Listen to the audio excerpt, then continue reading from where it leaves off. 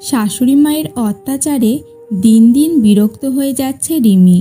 ছুটির দিনে দুপুরবেলা খাওয়া শেষ করে স্বামী রায়হানের সাথে সোফায় বসে টিভি দেখছিল।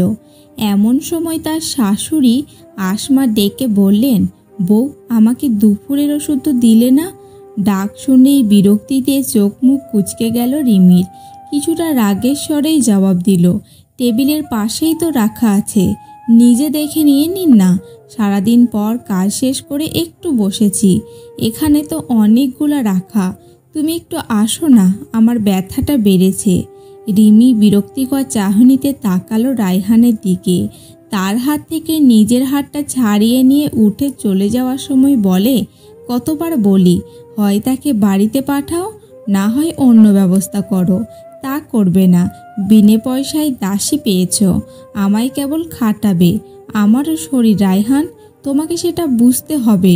সংসারের কাজ সামলাবো নাকি তোমার মায়ের ফাইফরমা শুনবো? নিজের ওষুধটা অন্তত নিয়ে খেতে পারে। স্ত্রীর রাগকে পাত্তা না দিয়ে রায়হান টিভি দেখতে ব্যস্ত হয়ে পড়ে। রিমি ফিরে এসে রায়হানের থেকে টিভি রিমোট কেড়ে নিয়ে বলল, শোনো, হয় তোমার মায়ের জন্য আলাদা কাজের মানুষ রাখো, না হয় অন্য ব্যবস্থা করো। অন্য ব্যবস্থা মানে? কাছাকাছি বৃদ্ধাশ্রম দেখো, মাঝে মধ্যে গিয়ে দেখে আসলেই হবে। তাছাড়া সারাদিন বাসায় বসে থাকে, আমি ব্যস্ত থাকি, সে কথা বলার মানুষ পায় না বলে আরও অসুস্থ হয়ে যাচ্ছে। সমবয়সী মানুষের সাথে মেলামেশা করলে তোমার মায়ের জন্যই ভালো। মা এখানেই থাকবে, একবার ভেবে দেখো। তোমার মাকে যদি তোমার ভাইয়েরা রেখে আসে, এসবের মাঝে আমার মাকে একদম টানবে না। আমার মা কি তোমার মায়ের মতো ছেলের বউয়ের ভরসায় থাকে?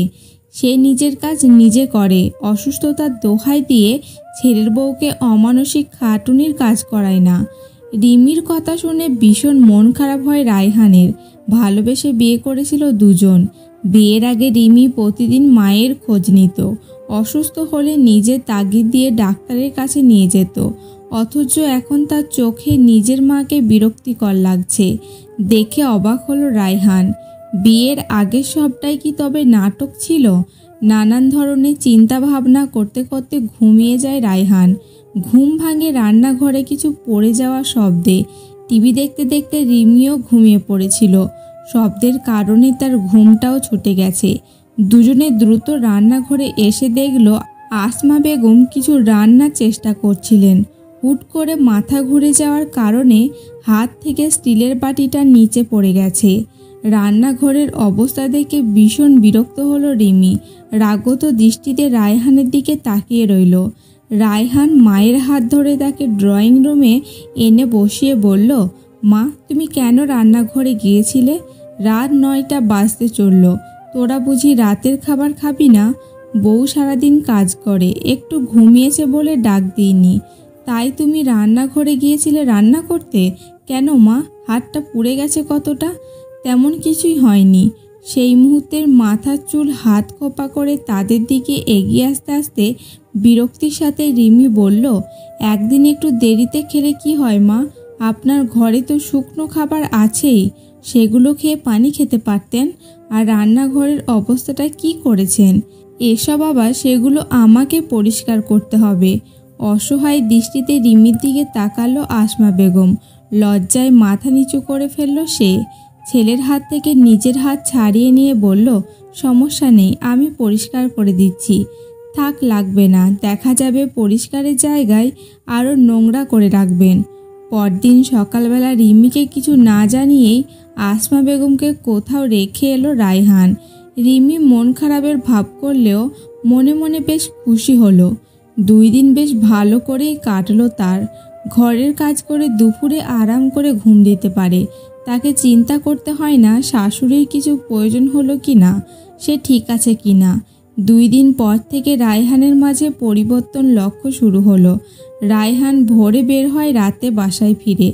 তার সাথে খুব একটা ভালোভাবে কথাও হচ্ছে না।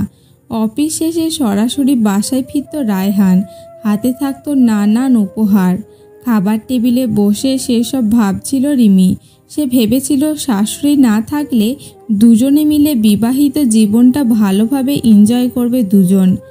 রাত বিরতে সিনেমা দেখবে, সপ্তাহে একদিন বাইরে যেতে পারবে, অথচ বিষয়টি উল্টো হলো।